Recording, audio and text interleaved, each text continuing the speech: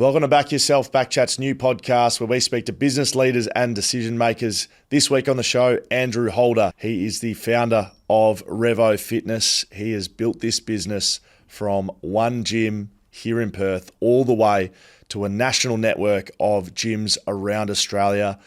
He's a high-achieving young person that has become a mentor to me. Incredibly impressive story that I can't wait to share with you.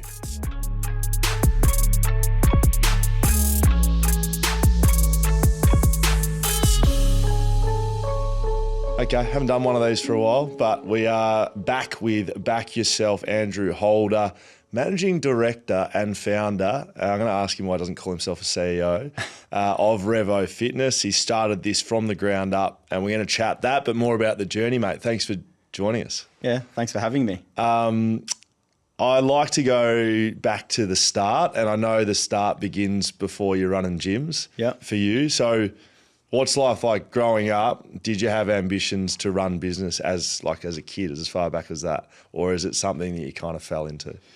I kind of fell into, but it's a little bit like the environment that you grow up in. It kind of was absorbed into me when I was unaware. And so my family had a sports centre when I was growing up. And so I was always around small business and that entrepreneurial mindset and that grit and determination to make things work. And like most Australian kids, my whole world revolved around sport. So I was always down at the cricket club, watching live sport. And my dream when I was growing up was to become a professional cricketer. And so it kind of really dictated the way that I even wanted to study. And so when I got into the University of Western Australia, I studied a Bachelor of Science in Psychology because I tried to figure out my mindset for cricket. But that's how I first started my kind of journey in kind of education at a collegiate level. But I certainly shifted into more business once I realised how long that degree was going to take. So, yeah, correct. So stripping it back though, like when mum and dad had the fitness centre and sporting centres, did you have a bowling machine in there? Like, were you getting in a bowling machine as a kid? My background, my dad was a batting coach and, was a batting coach for, really high professional athletes like Justin Langer, hit with Adam Gilchrist, Ryan Campbell, all these really great cricketers that had the ability to kind of be around and kind of listen and watch and, kind of dream to be like one day. And so one of the, the deterrents of being a cricket coach was the fact that you'd just be training outside on a bowling machine. And so that was one of the real critical moments where my family started the sports centre to have those bowling machines inside and, start, creating something different. Right. So did you get on them? Oh, mate, I loved them. Yeah, because mate, I was like the coolest kid in the cricket circle. Like everyone was coming down and actually having hits with me and stuff. But it was probably I was being used a little bit more than I actually was like. Well, you say you had the dream of being a professional cricketer. You did that. Like you played for Western Australia. But you take me back. You're talking about bowling machines. You take me back to my cricket journey. Yeah, which is not a long one. I got chucked in the nets, bowling machine, and my technique was flawless as a year 7 player. Yeah, just like. Front foot defence, cover drives, because I saw the ball and I could learn the pattern. And by ball 100, I was like, this is brilliant. Yeah. So the coach started me as opening batter. Yeah. I was a bowler, opening batter. I didn't want to face the first ball, so I started on the off striker. Yeah. First ball, clipped down to fine leg, call a quick single, got run out from fine leg for a diamond duck in my only ever game opening the batting, right? So you've just brought back some of the biggest nightmares in PTSD. My brain. Yeah. So you actually made it to. You played state level cricket. Yeah, yeah. So you did do what you were trying to do. Yeah, but it was a lot further down the track than what I anticipated, and I didn't think that was going to be reality. I had 5 locations with Revo Fitness before I actually played professional cricket, So when I started Revo, I was 21, and it was an opportunity to take over a 200 square metre facility inside Shenton Park Sports Centre. And I essentially looked at what I didn't like about the industry and then put it into place. But the reason why I did it was because I wanted to become a professional cricketer and I wanted the additional time to be able to train in the nets, right? And so I wanted to have the autonomy of having my own business to be able to focus on what was great.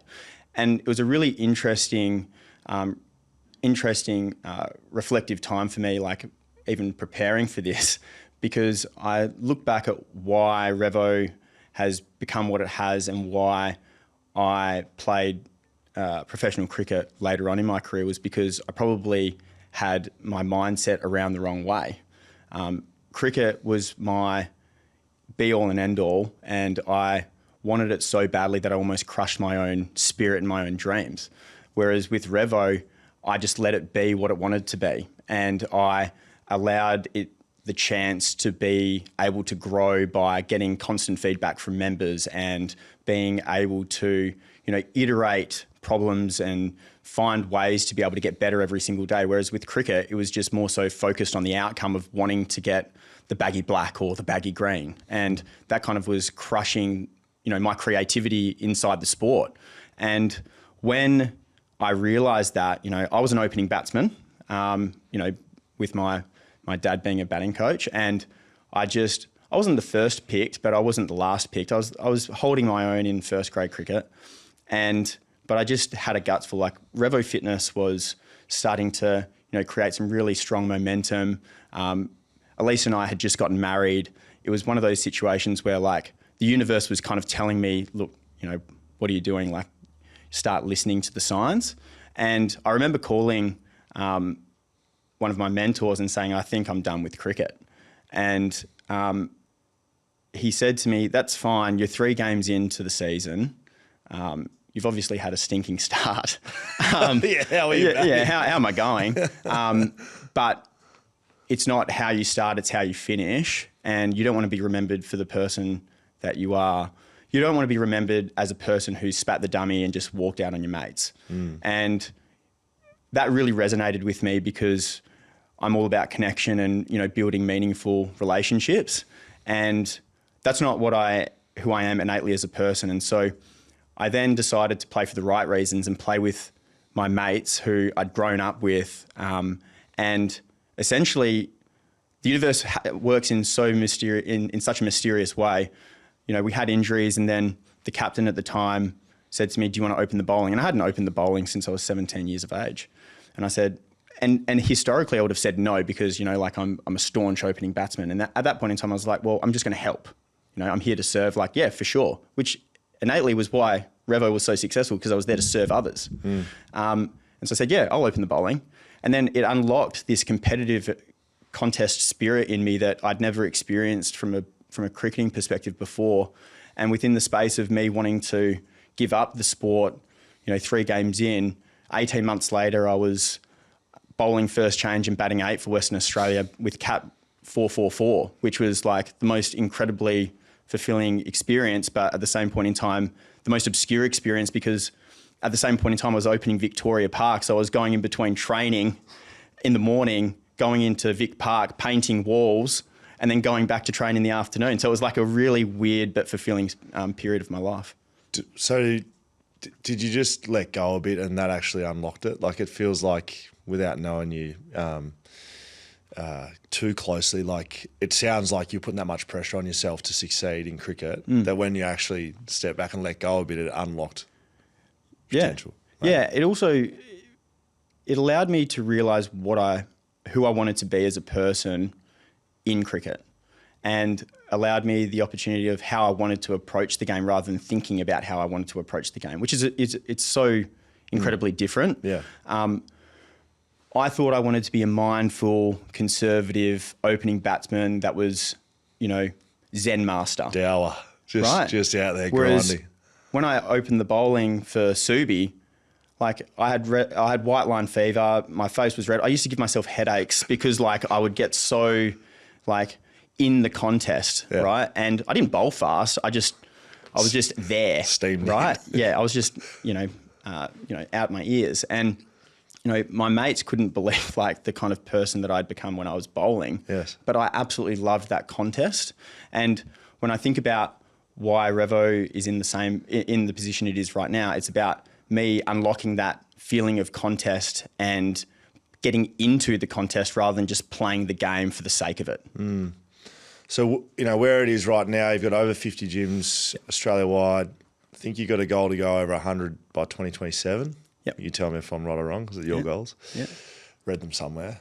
But can you remember what you learnt with one and yourself? Like just, I've seen pictures of you sitting in garages and dorms and grim offices. Like, can you remember that, or does it get harder the bigger you get? No, it's vivid.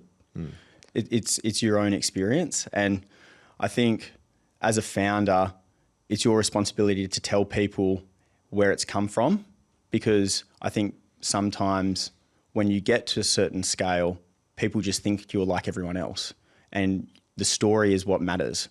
If you put a picture of, gym equipment next to gym equipment, it's a gym, right? So what makes us different? It's the storytelling. It's the culture that we've been able to create. It's the people who are involved, the way that we serve. It's all of those little idiosyncrasies, those little cogs that kind of start clicking together that make, so many little different moats to our special business. And when I think back about, how it used to be, like my whole methodology was I didn't want to put a limit on what Revo was.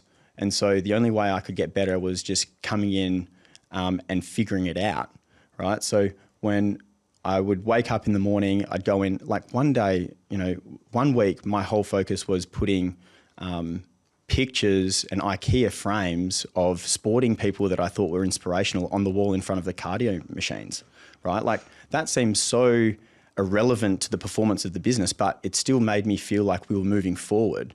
And my purpose was to showcase that to the members and then build connection with our members, because it was just me behind the counter. I was doing everything. Like I'd cut the floor in for the new gyms, I'd paint the walls, I'd clean the equipment, I'd clean the toilets, but it was the effort that I showed that I was giving a red hot crack that people appreciated. But then on top of that, I didn't know anything different than what my experience was as a 21-year-old going to the gym. Yeah. And so what I did was I just asked for feedback consistently. And when you've got a small business and you're growing it, it's so easy to get real-time feedback, because you just literally walk up to the person and go, how's it going? What do you think we need to improve on? Right? And that curiosity really helped shape what our now business plan is, or like our systems and structures of what Revo Fitness is now. Most people go, oh, there's too many squat racks in our gyms. But the only reason there's that many squat racks, 10 to 20 squat racks in any of our locations, is because right at the beginning, our members said, I can never get one.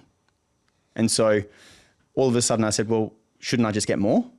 And that kind of naive nature actually built something for the people rather than the perception of what the people wanted. You said there that it's maybe easy, and I think maybe I know how you mean it. Maybe you found it easy because you are curious and you do ask people. But some people watching this who either starting small business, running small business, somewhere in small to medium business, like that doesn't come naturally. Like, was that something that, like, seeking feedback, working with mentors and or just people who know better than you, was that like something natural, or was that something you tried to do that you had to teach yourself to do? I think it comes from playing sport and that feeling of failure to get back up and try again, and learning from the mistakes from the game prior, and just refining your technique almost. And because that was ingrained into me through my childhood just by playing sport, it almost felt like that was the only way I could improve, was because you had a coach, you asked the coach for feedback, then you got better, right? And so who was my coach in this environment? Well, the coach was the member, right? So in a lot of ways, like I was just asking for the way that I could improve as a business and improve as a leader through them, right? And then from a mentorship perspective, my responsibility is to be essentially the dumbest in the room. I need to surround myself with people who I can learn from every single day, but then also drop my assumptions and pay attention. So everyone, I can learn from anybody, but it's my responsibility to be able to be present enough to be able to learn from them. And that kind of methodology and that approach has allowed me to have incredible people in my corner, whether it's investors, whether it's mentors, whether it's, leaders from sport that, I can call up and just ask questions, because they know that my heart is in the right place and I'm asking it from a place of curiosity rather than a place of positioning. Yeah. Yeah, it's interesting you look at your members as coaches. Like when you were saying that, I jumped ahead and I was like, oh, your coaches are the owner of the gym or your parents, or I don't know. But that's an interesting way to look at it, and clearly successful way to look at it. What are the biggest mistakes early. Yeah. You mentioned learning from your mistakes in sport. What did you learn from business? The thing is because there's been so much time, it's like it's been 13 years. Yeah, 2012, right? With 21-year-old. Yeah, 21-year-old in 2012 starting the thing. The things that felt catastrophic then are some of the best stories now. Yeah. And some of the things that I thought was going to, completely ruin the company were things that we actually grew from. So like there's some of the peaks and troughs, right? Like the peaks when we were first starting out was opening gyms. Like I opened the second gym when I was 23 and I genuinely just didn't understand how I did it, right? Like it was one of those like amazing kind of like self-fulfilling moments where you've cut the floor, you've painted the walls and you've got so much blood, sweat and tears into this space and you're building it that you take a step back and going, I can't believe this has actually happened. But at the same point in time, the troughs are very different to what they are now. I had a person in my first year who I trusted as a personal trainer, and innately I was their pre-sale strategy because they took half my membership base that I'd worked for my whole first year in terms of trying to create. And that in itself was a really impactful moment for me because I didn't know anything different. I was trying to figure out how to be a leader, trying to grow up in a business sense as well and in a personal sense. And I broke down. I looked at the person and said, why would you do this? And I just couldn't understand it. And one of the things that I learned from that is that you don't make decisions on, the 1% of human beings. You make the decision on the 99% of the human beings, right? And you need to make sure that you trust people because if you don't let go and lean into connection and to community and to people, you don't actually get the opportunity to scale anything. The only reason why we've got this, it's not the only reason, but one of the major reasons why we're in such a great position in terms of being able to help so many people across Australia and only just getting started in New South Wales and Melbourne is the fact that I've let go and let people run and be successful in their positions and not held on too tightly. My responsibility is to let go and lean in and trust our employees because if I do that, I'll get that back in spades from a business perspective and the community gets to experience a great business. Have you always been able to do that? Like I just keep, I'm genuinely curious to, hearing the journey as a 21-year-old opening the gym to now, like, were you always able to let go or was it something, I just imagine you're a sole trader, as you said, you're cleaning the toilets, you're setting up equipment, you're hanging your IKEAs up, David Boone's on the wall, you're doing everything. So to switch from that to, hey, hands off, like this is yours to whoever that might be, maybe your first business partner or someone running a division or whatever it is, like, is it something you've been good at forever or? No, not really. No. I think like any founder, you hold on too tight to begin with.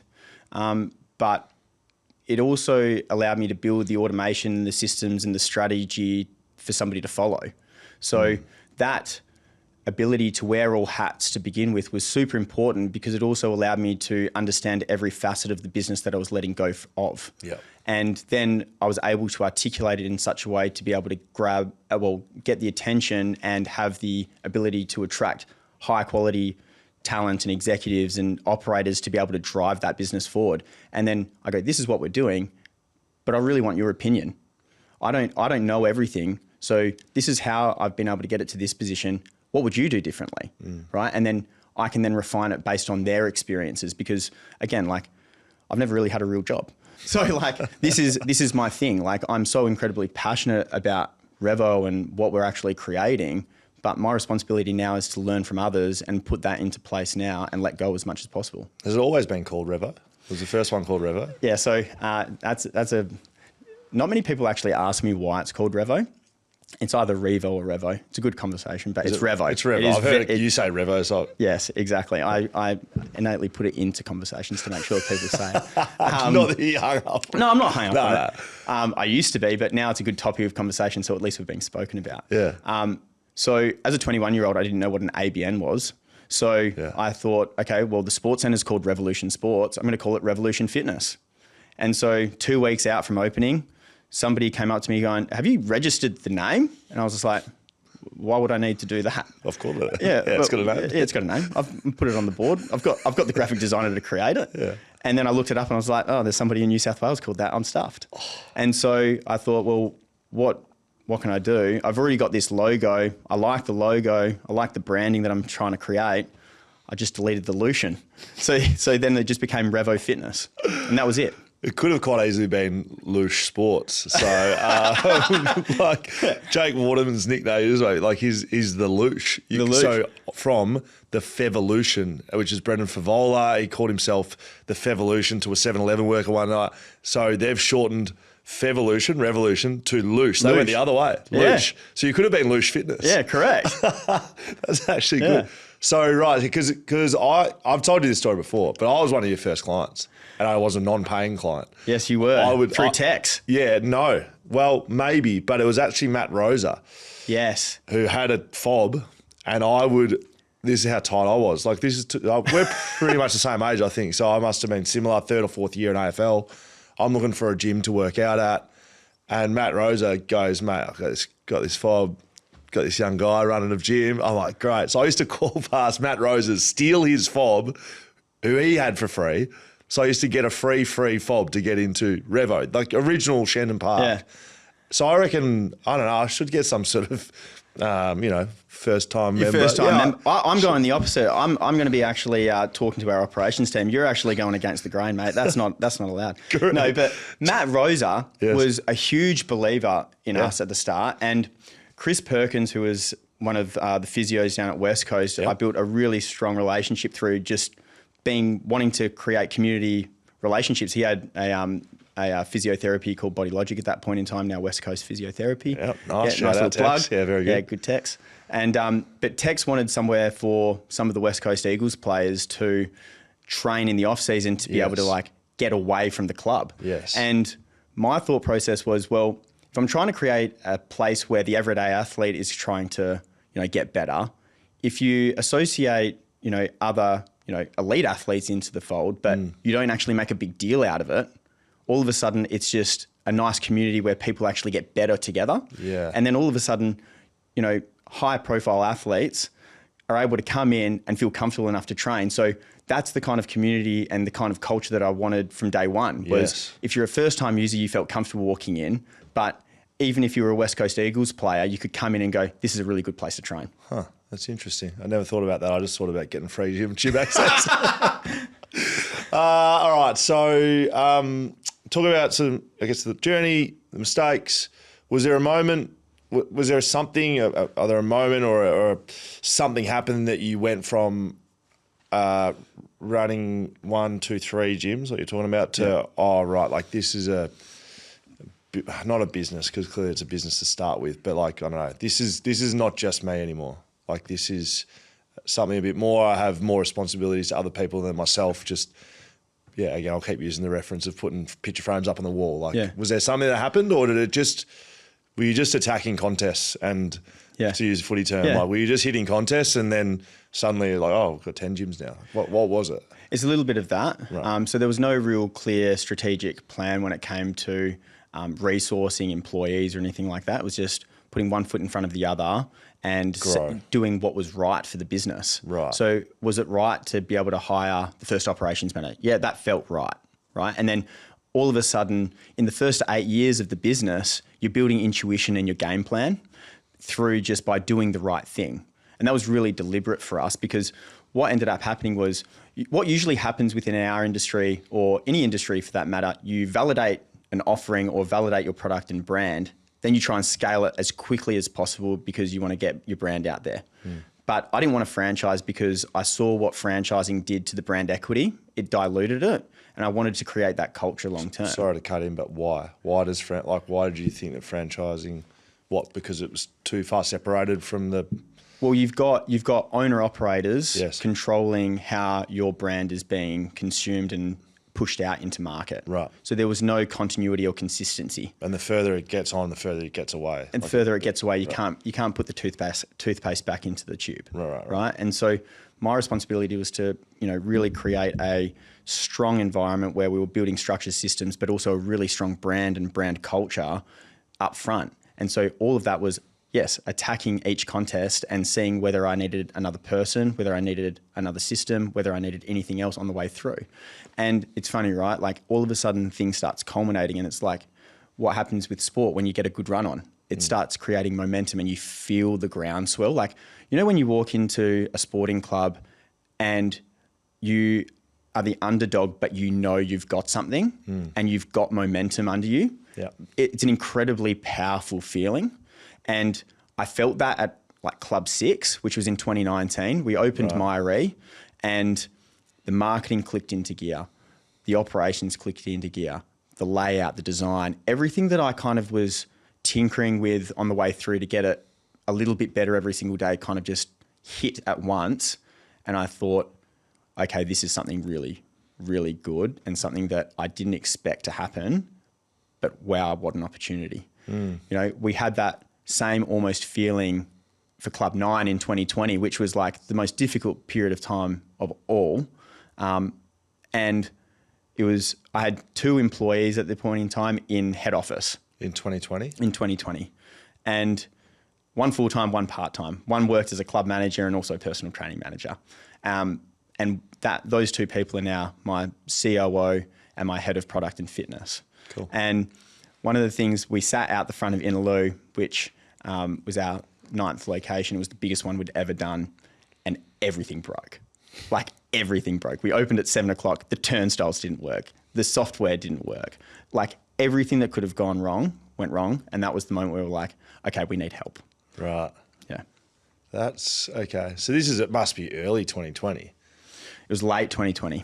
So, like, because the rest, I'm trying to recall, kind of a blur of time, those 2 years for me. Yeah. I retired in 2020, but COVID was right there. Yeah. So I was thinking, like, coming into this, you know, fitness and gyms wasn't really correlating with COVID. No, it was a horrendous time for us as an industry. We were the first to close, last to open. We were deemed as a high risk environment, which is really poor considering the amount of connection that people got from it for one, plus what health and fitness does to anybody and their immune system. So for us, we were really disappointed about how it was approached. But again, you have to control the controllables.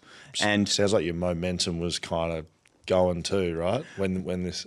Well, the momentum was, we were on the precipice of it. It was the moment where I realized that we are creating momentum, but it was the belief of what we were about to create was happening in 2019. Right. And what had happened was we were a bootstrapped business.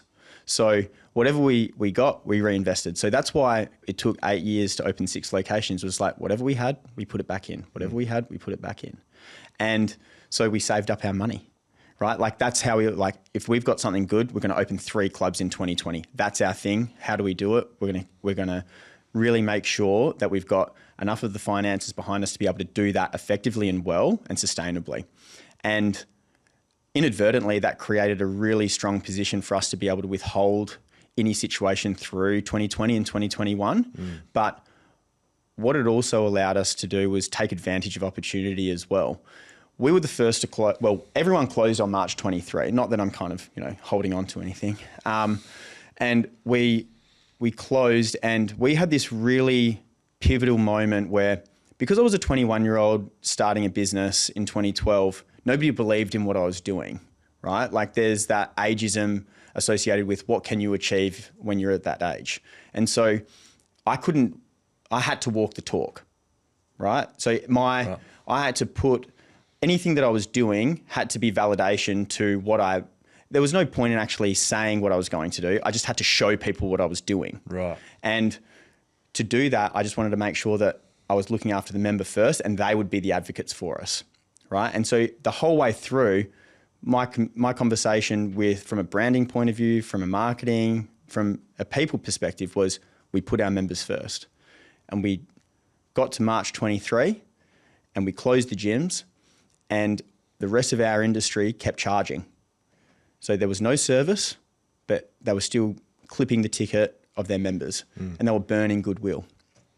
And my responsibility was to sit back and go, well, who am I as a person? Who am I as a leader? Who is this company if we don't stand up? And we're frauds, really, if we don't actually walk the talk in this moment.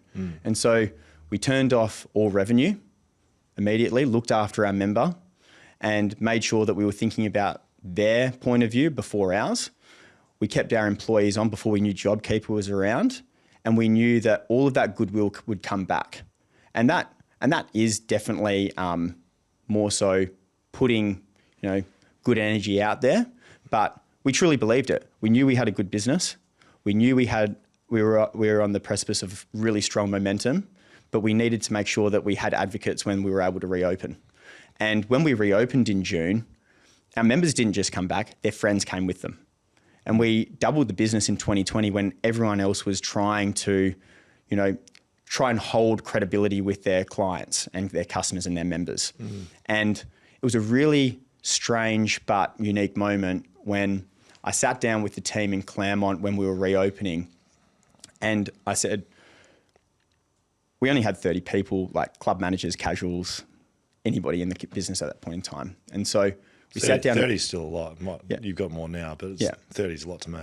Yeah. So we had 30 people in a room, and the conversation was our responsibility is to create a service and create a location where people feel safe to come back, where they feel safe to advocate, and for them to stay long term. So we've got to be at an all-time high. We've looked after them throughout this period. We've looked after you. Now it's time for us to look after the company and give our company the chance to be successful.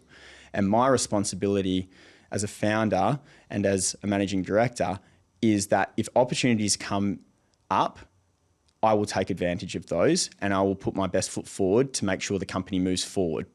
And it was a weird position we opened where people came back in straight away. That wasn't weird.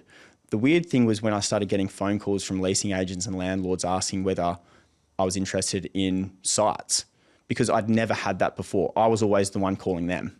Right. And that was the reflective moment to think, well, why are they calling me? Like they haven't been, not to say they weren't advocates before, but we weren't the first choice prior. So why are they calling me? And then it was almost like a lightning bolt, like hitting me going, we're in Western Australia, we've got a hard border. None of my competitors could come in. None of the large format retailers who I compete to get leasing sites are coming in. So who's the solution? So you fight 8 years to find these marquee locations with great signage, great parking, all of the things that you dream of as an operator. And then all of a sudden they go, oh, are you interested in Joondalup? I go, oh, yeah, I've always been interested in Joondalup. And then like you as a person need to reflect and go, well, okay, I've always wanted this. Have I put myself in the right position to take this opportunity on? And it was calculated risk. And like looking back, it was like pretty wild the amount of calculated risks we took. Yeah. But it's made us who we are, and we took that advantage and took that opportunity when everyone else was almost not too scared, but too frozen with fear of what to do. Did you get close to the edge in terms of if you're trying to take all these opportunities and you shut down memberships? Was there ever a time where it was like, oh, like we're in a bit of trouble here, or you didn't get to that stage? The funny thing is, like, there's moments where you go, will this create that cliff? But being a bootstrapped business, you know where to invest the money and when to invest the money into the clubs to be able to be successful long term. Because you've only got what you've got. You've only got what you've got. So you've never played with somebody else's. So it's always the way that you can invest to be able to make sure it's actually protected. And so that rigor was super important. And I wouldn't have had that if I had got investment too early and grown too quickly in the first 8 years, right? That kind of discipline to do that made me a really good decision maker in those crisis moments to be able to keep moving the business forward, although it was in a pretty chaotic period of time. Like we opened Joondalup, our 13th location. We had a really strong pre-sale on Friday. I was like, wow, this is going to be unbelievably good. And then there was one COVID case that came out, and then everyone just went quiet and got scared and they went back into their homes. And so on Monday, we opened the gym at 7 a.m. and then at 6 p.m. we closed. So they're the kind of situations that we were in. But it's funny how crisis galvanizes people, and those moments have made us as a team who we are. Those moments where we have each other's back and they know that my first approach is looking after our employee and looking after our member looks after the business itself. It just sounds like a little bit going through the growth for the first 8-9 years that you're having to prove yourself, or at least like no one would take you seriously, whether it be age or experience or whatever. Did you have that in sport as well? Like just trying to strip it back a little bit. And then because of kind of circumstance, like has that changed now? And have you been able to, there's a lot of questions back to back here, but like, have you been able to go, oh, okay, it's not really the case anymore, but do you still kind of live like that? Like not chip on the shoulder, but like you have that attitude of it still, even though it may not be true anymore? No, it's like the biggest superpower of all time because people now somehow believe in it. Right. So, you know, the detractors have now become the advocates themselves. And I got this, I still have the book. It's behind my desk at work in the office. I was trying to negotiate with a supplier and I was at Club One and I used to do all of my negotiations via email and then rock up at the last second. They go, no, I'm looking for Andrew. And it's just like, no, I'm Andrew. So because I knew what I was up for. Right. And I negotiated with this person and they said, you just don't know what you're doing, mate. And I said, oh, I think I know what I'm doing. Like, I'm pretty sure I know what I'm doing. Although I didn't know what I was doing. And they're like, nah, we're not going to support you. Like you can just have the same deal as everyone else. Yep. And so I was like, oh, that sucked. And then a week later, I got this book in the mail saying how to scale effectively. And I was like, I just like took that as such an offensive moment. And I think it was actually taken as like a positive. They sent that to me. They sent it to you? Yeah, they sent me a book, How to Scale Effectively. It was almost like, you don't know what you're doing, read this book. They were probably doing it out of goodwill, but like I took it as such an offensive thing, whereas like that chip on my shoulder. But it's funny how sport has really shaped my leadership attitude because when you look at the Australian cricket captain, regardless of whether it was Ricky Ponting, Pat Cummins, Alan Border, they were anywhere between 26 and 30. And they've got the most responsibility almost being in Australian sport almost, right? And so, you know, when I was growing up, my idol was Ricky Ponting. Yeah. And you look at Ricky and you go, he's a man, right? Like he has aura, right? But he was 28. 29. Yes. And then you like reflect and you go, well, if that is the case for him, why couldn't I have that same situation for myself in business?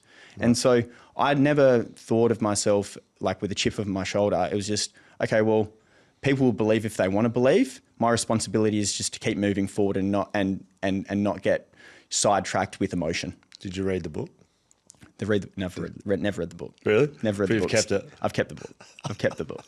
It's like an inner page. Yeah. Like, fuck you, Andrew. All the best for the future, buddy. My champion. Yeah, champed me. That's actually funny. All right. So, I mean, as probably natural, like you speak about the good times and expansion and, good position you're in and like the lessons you've learned. But, I don't know, have you been able to identify either weaknesses in yourself and the business that you feel like it's important that you could share? That's like, you've either learnt and it's like, oh, I've had to bring people in to fix that of me or the business, like weaknesses. Like what have you not done well? That's a really good question. What have I done well? I have probably held on for too long. And again, like as a founder, there's this kind of mentality that you're the chief product officer as well. Like you need to know the business and the offering and the service inside out. And so I think one of the challenges that I had, especially earlier on in the exponential growth between like 2021 and now, is that I can be in the detail, but I don't need to be in the weeds, right? And there's a big difference between that. Detail is I know what's going on, but the weeds is I can't see through them and I'm actually trying to do it myself. And that's an empowerment moment for the rest of the team, for me to be able to say, what's going on? I know you've got this, go for it, right? And it's probably a reflective moment of what I wish somebody said to me when I was, going through anything like that, was like, you've got this, go for it. Right. And not only until later on in my professional and sporting life, I actually got that. And then I actually saw the progressive nature of how I was able to perform. Yes. And so I think it's just more so out of those kind of situations where like you're so fixated on wanting it to be perfect, where like people are going to get to the same outcome, but they're going to find their own path. Like just give them the 10% way that they want to do it and they'll get to the outcome that you want. Yeah. Like, and leading and saying like good job. As simple as that sounds, like you're doing a great job. Yeah.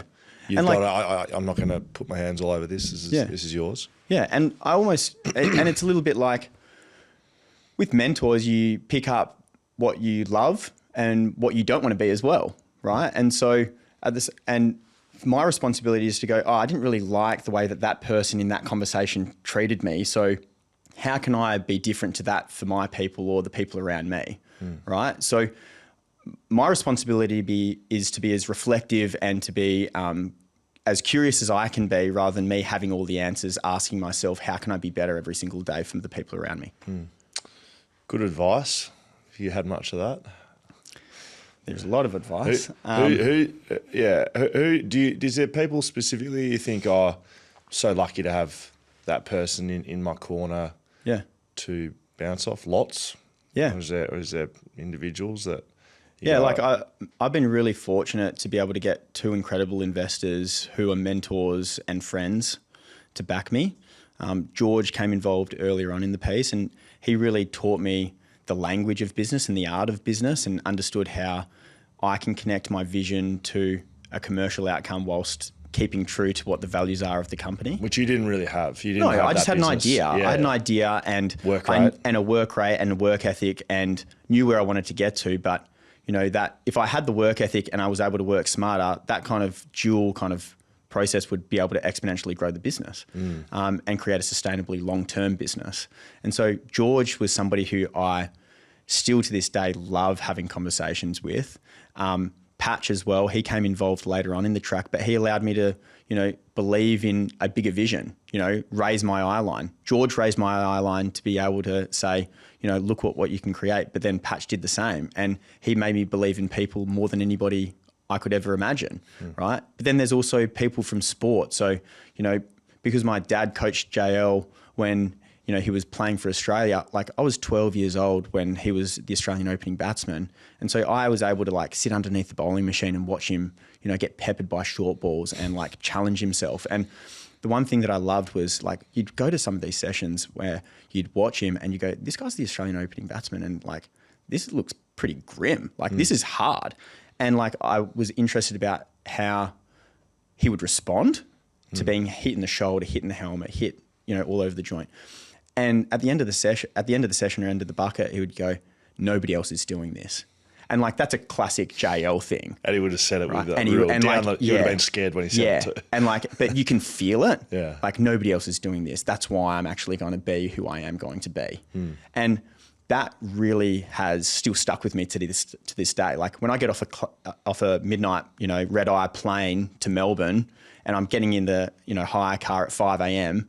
and I look at 5 gym locations, potential locations before 8:30, I'm also still saying to myself, nobody else is doing this, right? Yes. And using that as my work ethic and my learning. I also had a coach in cricket who taught me, hopefully is not a word. That kind of commentary is so profound when it comes to a mindset. When you look at all of these people getting interviewed for sport, and hopefully we'll get the win. And then hopefully, we'll be better next week. Aren't you putting all the processes and structures and vision in place to win, to compete, to be better? Remove it from your vocabulary, right? So there was this thing at the cricket club where it would be when you get up and do your team selection, you go, and hopefully we'll get the win this week, boys. And you go no, we're going to win this week. And I love that mindset and that visualization and that kind of putting it out into the universe to be able to actually go, this is happening, right? Those kind of little innate moments shape you to who you are. Yeah, that's good. Back on the book that you got, how to scale effectively. Yeah. How do you scale effectively? Because you've scaled effectively, right? Yeah. And so we can talk about someone sending you a book and taking the piss out of you, basically. Yeah. But then you've gone and done it. How do you scale effectively? Tell me the book. Yeah, I mean, it's a long book, probably. Well, how long have you been in business? 14 years? I don't know. Yeah, 13 now, 14 next year. But what are the key things you think either in early days? You remember people watching this, they may not be business experts. In fact, they may not be in business, young people. What would you tell a younger you about scaling early days? And then how do you actually execute it in your mind? Yeah, so firstly, you need to be true to what the values and the culture is of the business and what you're actually trying to achieve. Consistency, breeds better performance. And so if you have something that you know is relatable and is going to influence people for the better, like Revo is, don't lose sight of that. So your matrix or your intuition questioning of going, is this the right thing for the member, actually is consistently quite good at making sure that you're making the right business decision. And when you're scaling, if you don't have a clear vision, you don't know where you're scaling to. So we have this saying E plus R equals O. So there's an event plus a response equals an outcome, right? So you know what the outcome is, which is the vision. The event is where we sit right now. So how do we respond, right? And we break it down in a really simplistic format to that. You're able to make really concise decision-making on the way through. And then you look back and you go, oh, that actually made sense. And then you're able to iterate from there. We've opened 45 gyms in 4 years. Yeah, just feels like a lot. Yeah. Does it feel a lot to you? Oh, mate, it's an enormous amount. Like, I mean, 6 and 8 years to then go to 45 and 4 is like an incredibly fulfilling but also stressful experience, because the reality is, like, you're putting yourself under immense pressure, but for the right reasons. So you thought you'd add 3 kids to the mix with that? Yeah, exactly. A 5 and a 2 and a 5-month-old. So yeah, that's good. Yeah, absolutely. I've got the full circle. It's great. No, they're wonderful. Correct. But the funny thing is, you don't do it without people and bringing people along the journey. And I think because my COO, who's one of the most incredible people you'll ever meet, the most grounded, humble, hungry person you'll see. He started with me as a casual employee when he was studying engineering, but he just got better because I didn't put a limit on what he was able to achieve or like what he wanted to achieve. And the same with Kaylin, who's our head of fitness and product, right? Like, he just grew, but because they came along the journey, they know how it was built, so they can give meaning. They can give an understanding of why. And if it needs to be rebuilt, they know where to start the rebuild from, rather than just gutting it to the ground and then starting it again. Like, that's how you build sustainable long-term businesses, right? You have a plan. You don't necessarily have a plan B, but you have iterations of plan A, right? Plan 1A, plan 1B, plan 1C. And then all of a sudden, 13 years later, you've got 54 gyms, and you look behind and you go, how did that happen? Because you just made consistently the right decision, because you had the people in mind, and making sure that you are wanting to approach life the right way. So that's how it happened? I was going to follow up with so that's how you've done it. Yeah. Sounds like people, really. Yeah. Like, if I cut through it a bit, like people, backing people, trusting. Yeah. And yourself, and in the end, work right too, right? Like, and that's probably what you started as a 21-year-old, but then if that's consistently what your business is about, people who work within the business carry that too. Yeah. What you want to see in your people, you need to actually produce yourself. Yeah.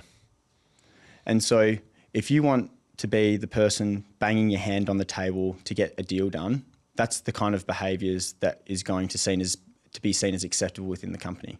That's not what we're about. We're about building relationships, building long-term sustainability within not only our membership base, not only our people and our employees and our friendship circles, but also with suppliers and everyone around us. You want people to wish you well. You want to be able to look down the path in 10 years' time, and you're walking down the street and somebody crossed the road and say, hey, mate, how are you? Because that actually is the difference between doing something the right way and doing something for the sake of it and for an outcome. It is all about approach, in my opinion. It's very thought-inducing for me, this convo. It's good. Where's the limit then? I know I rolled out a little company spiel of 50 now and 100 in 2027, but like, I don't know, is there a limit? What's the future for you and Revo? But mainly you. Revo, but what about you? Leading Revo. Yeah, when I look at the future of Revo, what we've been able to achieve in Western Australia and South Australia so far is incredible. But when you look at the opportunity in Melbourne, New South Wales, and then Queensland, and just pure population and the people over there, the opportunity is enormous. My responsibility is then to find those opportunities, and be able to execute really effectively and get the right people in the room to be able to do it. So not much has changed. Not much has changed. Like Really? My responsibility is to keep iterating what the product offering is and keep evolving the product offering. Like, I mean, we've got a studio now inside our gyms, which offers self-led reformer Pilates, massage chairs, you know, active body, active recovery. Those things didn't exist 18 months ago, but 80% of our clubs have them inside our sites now, right? That was an idea that came to fruition to roll out. That continuous transformation within our product as well is super important. So the opportunity in terms of just pure location, enormous. When I think about what the opportunity looks like for me, I think because I had forever connected my self-worth to the doing, my self-worth now is based on being a purpose-driven leader and seeing the success for others and what kind of influence I can create into the community. And so we're really passionate about, you know, giving back to grassroots sports. You know, that's where I started my passion for this. You know, we're investing into, you know, charities to make sure that they can get as much influence into the community as possible. So in the horizon, like, we're really focused on building out our own foundation, for example. That's something that I'm extraordinarily passionate about, and that's something that will, you know, keep the fire lit inside of me, knowing that I'm actually making a true difference to society, not just building a gym for the sake of building a gym. And that's what I think makes Revo so great, is that people don't think about it as just a gym. It's about a meeting spot. It's a place where people feel comfortable to train the way that they want, to be able to connect with new people. It's actually holistically different, in my opinion, and I am biased, but very different to the rest of our industry, which I'm super proud about. Yeah, you seem genuine. I think sometimes you could roll out here and you could say these things and you're just saying it for spiel. Like, it seems like these things are important to you. Like, and would you agree? Like, it's a genuine belief rather than, oh, it'd be nice to hear these stuff coming out of my mouth. Yeah. Absolutely. Like, this has been my life. Yeah. Like, you talk about life's work, right? Yeah. You know, like, I've got a beautiful family. You mentioned, like, I've got 3 kids, beautiful wife and Elise. I started dating her. I met her in psychology. I sat next to her in my first ever tute. So she's seen me as an 18-year-old, and she's seen me now. So she's been along that journey the whole time. I've got 3 children that I want to make sure that I'm the best possible person for. And that's not only just to them, that's actually creating opportunities where, you know, they go, your father was a good man. Your father is a great person. Your father helped people. You know, like, it's about not only what I'm creating, but the legacy that I'm leaving as well. And that in itself drives me, because my biggest superpower is my genuine nature and my approach to Revo and my life. It needs to be in flow state. And if I've got that right, I live a purposeful, mindful life. And that is my genuine drive every single day. Does the expansion into Sydney have anything to do with you being a Sydney Swans fan, or? No, I'm a blood. I said we're going to have to go to the Battle of the Bridge, you and I. I know, you're a GWS man. Wow, yeah, I am. Look, it's a complicated. I'm not going to get into that right now, but it is. I explained to you why, and you accepted why. I mean, like, I played for West Coast. I wasn't a West Coast fan. I was a Geelong fan growing up. Yeah. And then when I finished, I was like, oh my God, I don't go for anyone. Good friends at GWS, good leaders there. Might have to introduce you, actually. And I just saw they're the team. And it was like 2020, they'd been sort of grand final-ish. Yeah. So I think we've got good things. I think we've got you covered this year, by the way. No, I don't think so. We started poorly. Culture, mate. Culture. No, like, mate, I had Brett Kirk on my wall growing up. I loved the blood culture. Like, and I think that's just... I started going for the Swans because my uncle was over there when they moved up from South Melbourne. And I just wanted to be different down at Millington Reserve at Scarborough Junior Footy Club. Everyone was West Coast Eagles or Dockers. Tough gig wearing the red. Red and white down at Millington Reserve was a hard battle, and especially for somebody who didn't want to get a hard ball get. So I was certainly on the outer, running on the far wing, and that is a very lonely place down there, big oval. So you're more like my great mate Lewis Jetta than you were like Brett Kirk by the sound of it. Without the pace. Without the pace. But outside operator, just elite skills? No. Okay. No skills, no hardball. No, there was a very much of a reason why I actually stopped playing footy and actually leaned further into cricket for sure. Oh, what could have been? Last question. What would you tell young Andrew now, knowing everything you know right now? It could be 10-year-old Andrew. It could be like 15-year-old Andrew. Like, what advice would you give him? Not to others, but to yourself, knowing everything you've gone through? Everything's going to be okay. When I think about that sentence, it transcends not only business but life. Like, life is full of euphoric moments, but some of the lowest of lows, but you still get to stand. And that ability to ground yourself in that sentence means a lot. And probably something that I wish I heard a lot more of when I was going through that journey initially. And I think that also leans into that journey over outcome feeling as well. Making sure that every day that you're living with purpose rather than fixated on an outcome, you way far surpass any outcome that you would have ever dreamed. Be hard to hear that as a young kid though, wouldn't it? Maybe, because you don't know what you don't know when you're young. Exactly. Figure it out. Mate, been brilliant. Back yourself. Hopefully you enjoyed the content, the conversation. I appreciate it. Looking forward to seeing what Revo Fitness does in the future. I'm a long way back from you, mate, but we're chasing you. West Australian company trying to not take on the world, but just grow and advance things. But brilliant. Thanks for your time. Thanks, mate. Thanks for having me.